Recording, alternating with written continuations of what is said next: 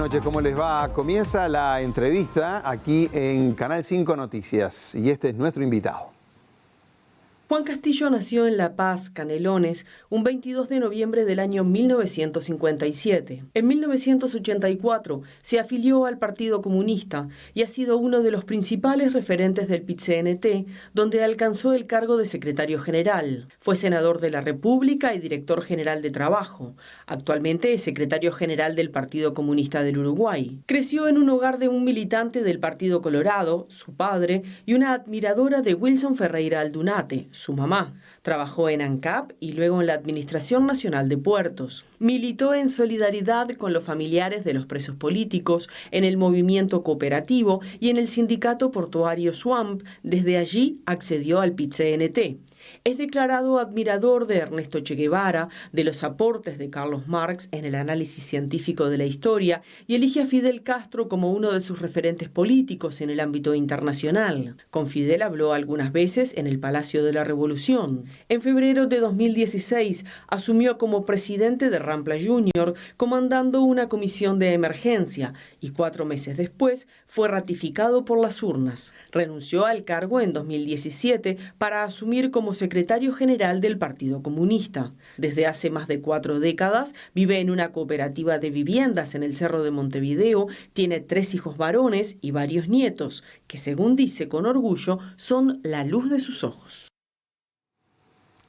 Ahí estaba el resumen de nuestro invitado. ¿Cómo anda? Bienvenido. Bien, bien, bien. Muchas gracias. Siempre hombre del cerro al final. ¿Se quedó allá? Sí, yo nací verdaderamente, como lo decían allí en La Paz. Viví la infancia y la adolescencia en Las Piedras, pero desde hace 40 años estoy en el cerro. Por eso lo identificamos tanto con la zona, con el puerto, con Rampla. Sí, es verdad, es verdad.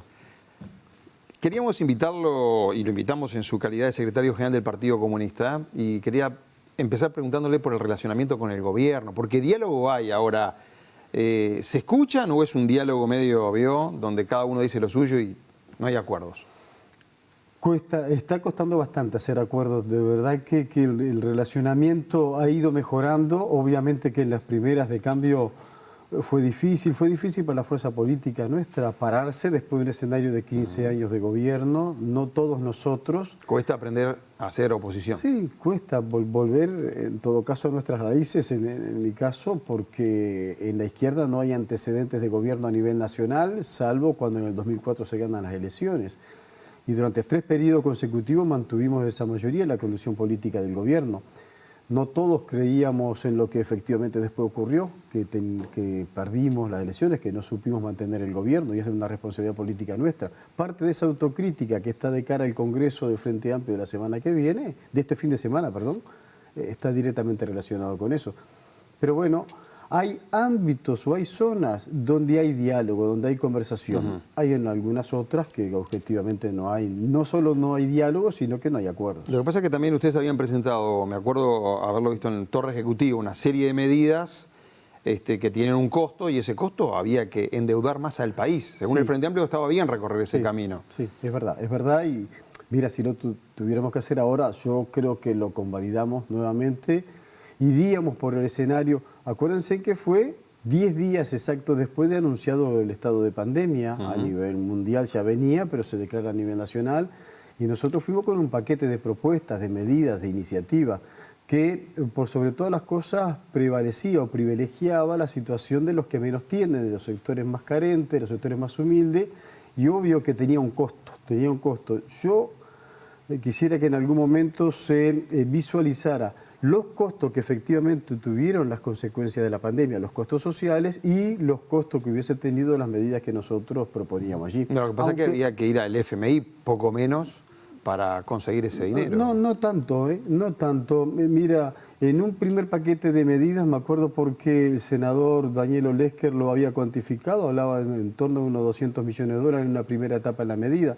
Yo no sé si entre medidas de seguro paro, medidas de contención, medidas de situaciones de emergencia que se fueron colocando, finalmente no terminaron siendo más. En el costo total hay que ver, yo no manejo los números, de hecho no solo esto, no manejo en general los números, pero de verdad que valía la pena hacer una contención social. Claro, lo que pasa es que el país también había quedado con déficit fiscal de 5.5 endeudarse más podía ser una complicación para un gobierno que arranca. Correcto. Sin justificarlo, simplemente planteando el escenario. Correcto.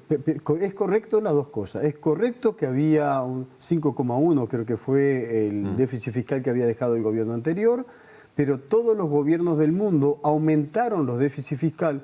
Habían instituciones de nivel internacional que aconsejaban a los gobiernos endeudarse efectivamente más en relación al Producto Bruto en función de una pandemia que no conocía antecedentes inmediatos y que estaba impactando fuertemente. Bueno, de hecho se aumentó el déficit fiscal, porque hubo que pedir dinero y está arriba de...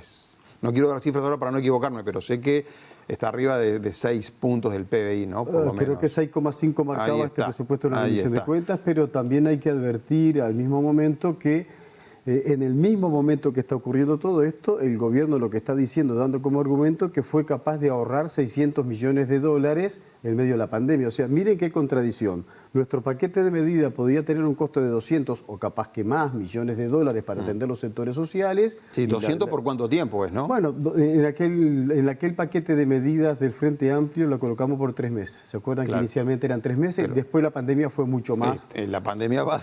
Sí. 1 año y medio, por lo menos. Pero el impacto más duro, normalmente fue un poco menor. Yo creo que el impacto de este año más fuerte fue en torno a los costos humanitarios, ¿no? Los costos de vida que se llevó puesto la pandemia. Lo quiero llevar a varios temas porque tenemos estos minutos para compartir y saber más de la opinión suya como secretario general del Partido Comunista y como hombre del Frente Amplio. Estuvo últimamente, porque estuvo involucrado el Partido Comunista, toda esta discusión con el Antel Arena, y desde el Partido Comunista también hubo cuestionamientos a la JUTEP, ¿no? La Junta de Transparencia y Ética Pública. ¿Está bien llegar a ese nivel de cuestionamiento? O sea, ¿no se afecta la credibilidad de ese organismo, por ejemplo, que tiene que velar por la transparencia de todos los gobiernos, por la ética de todos nuestros gobernantes? Bueno, mira, a ver, nosotros hicimos una larga declaración después del análisis de lo que pasó la semana pasada, cuando se dio a conocer públicamente el informe que sobre un solo aspecto que tiene que ver con la construcción de la Antel Arena solicitó el directorio de Antel, el presidente de Antel. Nosotros cuestionamos... Una auditoría externa que pidió Antel. Una auditoría externa, o sea que no se le pidió a la Junta de Transparencia auditar Antel. No se le pidió que investigara las cuentas de la Antel Arena, la construcción de Antel Arena. Se pidió que hiciera un análisis de un informe, de una auditoría externa que colocó y al mismo tiempo nosotros estábamos enterados, lo habíamos anunciado públicamente anteriormente, nosotros, el Frente Amplio, nosotros, el Partido Comunista, el sindicato del lugar, que habían ocurrido durante el año pasado también 2 solicitudes más de auditorías, una hecha por la propia empresa de telecomunicaciones y otra también externa, en la cual su resultado no se conoce públicamente y esos resultados no fueron solicitados ser analizados por la JUTEP. Bueno, para nosotros esto era una suerte de tomar alguna medida algo parcial, netamente dirigido, y para nosotros nos generaba dudas. Nos genera dudas, perdón, nos genera, no hablo en tiempo pasado. Está bien la crítica de que tal vez la JUTEP, dice usted, debió haber considerado otros documentos que estaban en la vuelta. También quiero recordarle esto como periodista, porque uno valora mucho la libertad de expresión, obviamente, y la libertad de acceso a información. En el periodo pasado se declaró reservada toda la información sobre la Antel Arena. Sí. Entonces los periodistas, en primer lugar, que somos los que estamos en esto, pero los ciudadanos se quedaron sin saber esos otros documentos que dicen que están allí. Sí, hay que aclarar que el tema de la reserva no es un invento solamente para la Antel Arena ni es un invento de los gobiernos anteriores. La ley establece que cualquier organismo o institución pública que está en régimen de competencia tiene que guardar reserva precisamente porque está en régimen de competencia, si no le facilitaría todo al competidor para hacer cosas similares o bajar costos en alguna oportunidad. Sí, la reserva era sobre la Antel Arena, ¿no? No hay competencia ahí, era lo que salió la Antel Arena, lo que queríamos saber en esos tiempos. No, pero correcto, pero entendamos que dentro de todas las cuestiones que se está hablando de los gobiernos anteriores, de las administraciones anteriores de Antel, una parte importante era la construcción de la Antel Arena, que es lo que más está cuestionando este gobierno o los voceros de este gobierno. Tal es así que una vez que se produce, que se hace público este informe de parte de la JUTEP, los principales operadores, que así lo denominan los periodistas, del Partido Nacional salen inmediatamente a cuestionar y a levantar y a generar dudas otra vez sobre la construcción anterior. Yo le quiero, y compartimos juntos, Castillo, este tape que tenemos preparado del senador Gustavo Penades a propósito de esta situación que se está dando con Antel Arena. Lo que la JUTEP dice no es nada nuevo. Es lo mismo que dijo el Tribunal de Cuentas, es lo mismo que han dicho una serie de organismos, es lo que ha dicho el nuevo directorio de Antel. Así que entonces, atribuir la intencionalidad política a esta me parece que es un argumento muy menor. ¿Por qué? Es muy menor. Porque no puede ser que cuando los organismos como la JUTEP emiten dictámenes que no nos gustan, los condenamos. Ahora, cuando emiten dictamen que nos sirven o que nos sirven políticamente, decimos que son fantásticos. Hay que saber acatar de estos organismos, no importa la integración, porque hasta el delegado del Frente Amplio firma el informe de la JUTEP. Entonces, me parece que es una salida muy destemplada y muy pobre de argumentos la de la intendente. Ahí había sido Carolina Cose la que había planteado una serie de críticas sobre quién había hecho la auditoría externa de Antel. Dijo la intendenta, lo recuerda, que fue alguien como un militante, digamos, del Partido Nacional. De ahí la respuesta. ¿Es un informe sesgado, entonces, entienden ustedes? Esa es nuestra valoración política, distinta a la que dice el senador del Partido Nacional. Quien hace lo mismo que nosotros, pero exactamente con conclusiones al revés. Tener coherencia significa, desde nuestro punto de vista, poder aclarar de que nosotros no estamos cuestionando la integridad de los directores ni el de nuestro propio compañero que ha solicitado la renuncia, Jorge Castro. No estamos cuestionando su moral, su ética, no estamos cuestionando el rol que tiene la Junta de Transparencia, porque nosotros no queremos regalarle para nadie que se hagan créditos o cargo de lo que tiene que ser la transparencia de la utilización de los recursos públicos, la transparencia de la gestión de las administraciones e instituciones del Estado. Esa efectivamente nosotros las convalidamos, la respetamos y queremos y necesitamos que se mantenga. Adquirió mucho más prestigio la Junta de Transparencia a partir de los gobiernos del Frente Amplio, no del gobierno del Partido Nacional. Pero al mismo momento que está ocurriendo esto, están ocurriendo cosas similares en entidad del tono, capaz que no es exactamente lo mismo, pero por ejemplo en la Intendencia de La Valleja, y parece que allí no importa si hay mal manejo de la finanza, en ese caso de los vecinos del departamento, como no lo han habido también en otros casos. En La Valleja hubo una contratación del intendente de familiares. De familiares directos, pagando aumento de salarios. Pagando 70.000 pesos extra, digamos, allí. Entonces, a ver, la transparencia no se mide por si son 10 pesos que te quedaste tú en el bolsillo o si valen más 100 pesos que me los quedé yo. No, el problema es que si son gestiones públicas tenemos que rendir cuentas. Y está bien que venga un organismo y obviamente que nos mire con la misma lupa a ti y a mí. El Antel Arena costó 120 millones de dólares para marcarlo nada más. Pero quiero preguntarle, Castillo, ¿por qué fue que sacaron o le pidieron la renuncia al representante de ustedes en la JUTEP? A ver, nosotros no somos quien para sacar ni para pedirle la renuncia. En este caso concreto, este director integra la fila del partido, las integraba orgánicamente hasta antes de estar en ese ámbito de dirección. Obviamente que hubo repercusiones públicas de la resolución que tomó la JUTEP, que tiene consecuencias él la votó políticas. por eso, él la apoyó, esa resolución de la JUTEP. Y después de eso, ustedes, el Frente Amplio... Acaba de ratificar senadores, o a cada rato lo dicen, porque están operando políticamente la oposición con el resultado de un informe. Obviamente que nosotros analizamos, discutimos esto con nuestro compañero Jorge Castro y entendimos que lo mejor, porque estamos para defender los intereses de la ciudadanía y representar bien a nuestra fuerza política, era ofrecerle el cargo del Frente Amplio otra vez. Recién decíamos le cambio de tema, recién decíamos en el resumen que lo presentaba, que usted estuvo mano a mano con Fidel Castro. Sí. No todo el mundo tiene la chance de hablar con Fidel Castro. Estuvo acá en Montevideo, yo recuerdo en los años 90, de una conferencia de prensa en el LATU, que me acuerdo que tuvimos que ir a cubrirla, y en ese diálogo... Y está el tema de la democracia en Cuba. ¿Hay democracia? ¿No hay democracia? ¿Me permite escuchar al presidente de la República? Claro. Lo que decía el otro día en un ámbito internacional el doctor Luis Lacalle Pou, y arrancamos ese tema con esta opinión del presidente. Pero uno de los elementos que impulsa y que es plataforma de la CELAC es la democracia. Y la democracia es el mejor sistema que tienen los individuos para ser libres. El estado más puro de una persona es la libertad. Y por eso participar de este foro no significa ser complaciente, señor presidente.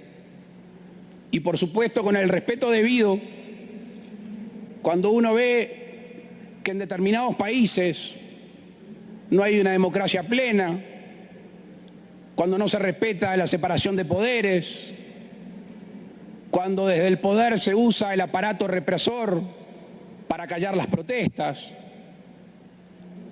cuando se encarcelan opositores, cuando no se respetan los derechos humanos, nosotros en esta voz tranquila pero firme debemos decir con preocupación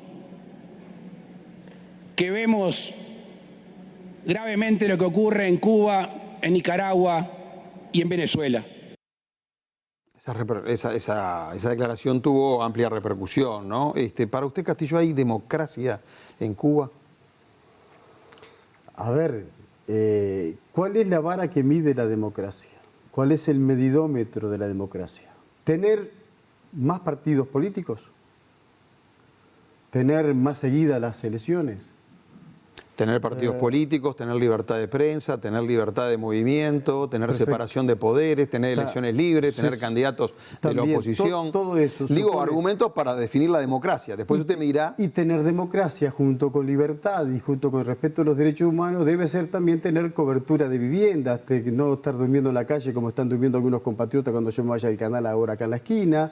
No ver que un niño me vaya a pedir un pesito en la esquina para limpiarme el parabrisas. ¿Pero no son cosas distintas? No, a ver, las cosas distintas son las que quiere colocar el presidente de la República en una forma que al menos yo no la comparto, de estar siendo invitado a un ámbito internacional con un orden del día expreso que se iba a discutir la mejor forma de cooperar y de negociar y comerciar entre los países de América Latina, colocado allí por el anfitrión, por el presidente de México, y que saliera con una situación de este tipo. Esto, ¿quién dice? Acá en el Uruguay entonces hay justicia plena y democracia plena, no hay hambre, no hay miseria, no hay desocupados, todos tienen cobertura de salud y todos tienen un salario justo. No, eso tampoco ocurre. Cada pueblo, nosotros nos damos las formas en la cual yo, aún respetando lo que pueda estar pasando en Pero no hay que Nicaragua, exigirle, por ejemplo, que haya libertades en Cuba.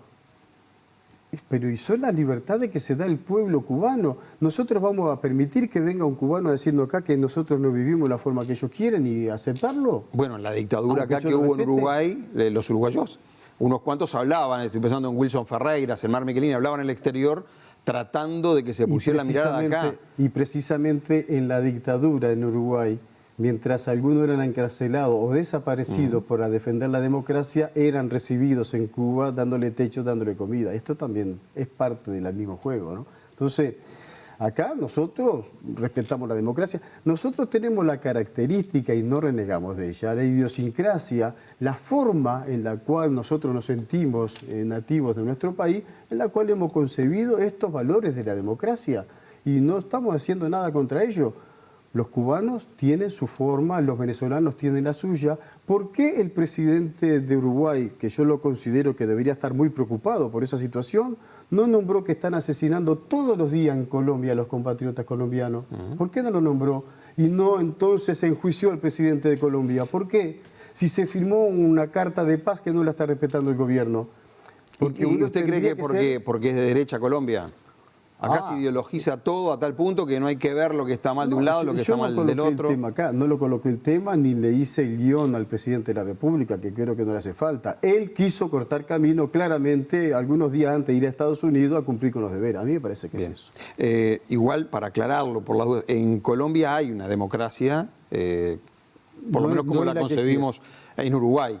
Por lo menos como la conseguimos en Uruguay. Sí. Es cierto, sí que también hubo esos problemas que usted está marcando. No, está bien. Porque, es el pero no hay que separar las cosas, Castillo. Pero yo lo que no puedo separar, no se puede decir, como afirma el presidente de la República de nuestro país recientemente, de que respetar la democracia plena y no reprimir, y sin embargo al lado de él están matando gente por salir a protestar, igual que nosotros, porque mueren asesinados más dirigentes sindicales y luchadoras y luchadores sociales en Colombia que los que están en la misma guerrilla. Y sin embargo, hacer como que eso no existe y solamente flechar la cancha y mirar. Lo que yo condeno es el socialismo. Lo que yo le estoy pegando es a la izquierda. Esto es el mensaje de la calle. Convengamos que es por ahí. Bien. ¿Le sorprendió que Díaz-Canel mencionara a la LUC? Vio que el presidente de Cuba, cuando le responde a la calle, menciona la ley de urgente consideración. Es verdad. ¿No? Una especie de hágase cargo de estas 700.000 firmas. ¿Le sorprendió que se mencionara ese tema por parte del presidente extranjero? No, y es un error. Es un error. ¿Cuál? El error de haber dicho que juntamos 700.000 firmas cuando juntamos 800.000 firmas. Es un error de Díaz-Canel. Tenía que estar mejor informado. Pero sí, ¿por qué se va a extrañar de que esté informado el presidente de Cuba de la firma si el presidente de Uruguay afirmó de los problemas que está pasando dentro de Cuba? Y bueno, participan y leen las mismas redes sociales. Bueno, ¿no? Álvaro Delgado mencionó a propósito de esto que le pareció extraño, por lo menos, que el presidente Díaz-Canel dijera eso. No, un problema de Álvaro Delgado. Cualquier cosa le explicamos a Álvaro. ¿Colonización versus asentamiento? Bueno, ojalá que no haya que enfrentar esas cosas, ¿no? Porque los dos son problemas. A ver, el tema de colonización, que capaz que no todos los compatriotas no entienden, es un problema de cómo efectivamente se entrega y se reparte más tierra para los que necesitan producirla y no para los que necesitan tener una casa quinta afuera. Y a ver, ¿por qué recortarle recursos y por qué sacarle la cartera de tierra a los colonos que quieren y necesitan trabajarla? Ponerlo en contraposición con el crecimiento que siguen manteniendo. Aún hoy siguen creciendo los asentamientos, cosa que vienen ocurriendo también en los gobiernos del Frente Amplio y que de una vez por todas todos los partidos políticos deberíamos ponernos de acuerdo en asignar más presupuesto para la construcción de vivienda. No, el asunto es dónde se saca la plata. Siempre la frazada es corta. Usted que fue gobierno sabe. Pero hay donde sacar plata ahora, ¿no? Porque si crecieron todas las exportaciones y si las materias primas han crecido más, en algunos casos más del triple, se ve que hay algunos que están... miren que hay muchos uruguayos pobres, casi 100.000 dicen la estadística y censo, pero hay muchos sectores de agroexportadores que han crecido en la economía como nunca. Usted dice que hay que poner impuestos allí, a esos sectores que están creciendo. Habría que analizar firmemente por qué en medio de la pandemia, cuando se moría la gente por enfermedad del COVID-19, creció los depósitos de uruguayos en el exterior en casi 3.000 millones de dólares. Y esta plata de uruguayo que se va, ¿por qué no la dejan acá y se construyen viviendas y generan puestos de trabajo? La idea, por lo menos del gobierno, para tratar de explicarlo, por si no todos están tan informados como usted, es no comprar más tierras en colonización y ese dinero, 20, 30 millones de dólares, pasarlo a vivienda, digamos, para ayudar a regularizar los asentamientos. Si se lo plantean así, parece coherente. Usted dice que no, que tienen que funcionar de otra forma. A nosotros nos da la impresión, utilizando un dicho popular, pero de características de los católicos, vestir un santo para desvestir otro. ¿Por qué confrontar a la gente que vive en asentamientos, que vive mal, que necesita servicios básicos, que necesita tener un baño, agua potable, calles, ómnibus que lleguen hasta allí, en contra de los colonos que necesitamos producir más una tierra que es productiva como la Uruguay? Ambas cosas son importantes y deberían buscarse recursos. Nos quedamos sin tiempo, Castillo, pero quería la última, la del estribo, como se dice, algo de la ley de urgente consideración. Nos quedó para atrás la interna del Frente Amplio, el plenario, todo lo que se viene. La ley de urgente consideración, la última encuesta de Factum dio 50% a favor de mantener la LUC. Sí. La mitad de la población dice que hay que mantener la ley tal como está. 45% dice que hay que derogar esos 135 artículos. ¿Es un buen piso este para ustedes para empezar el trabajo? Sensacional. Ojalá tenga razón esa fotografía del momento que significa una encuesta. No, esta fotografía pierden. No, pero que sin largar la campaña electoral, todavía no largamos y ya tenemos 45%. Entonces, el esfuerzo que tenemos que hacer los que integramos la Comisión Pro Referéndum es por ir por un 6, un 7% más, de manera de sobrepasar a los que hoy aparentemente estarían permitiendo la LUC. Pero cuando se le expliquen qué es lo que no hace el gobierno, de cómo lo perjudica a la mayoría de los compatriotas, efectivamente van a estar de este lado votando sí, porque el Uruguay necesita que algún día alguien coloque el sí. Juan Castillo, gracias. A ustedes, por favor. No le pregunté por Rampla, ¿vio? No, está bien. Que viene... Estuvieron bien. Amigos, a ustedes también. Muchísimas gracias. Muy amables, como siempre, de estar aquí con nosotros en Canal 5. Buenas noches.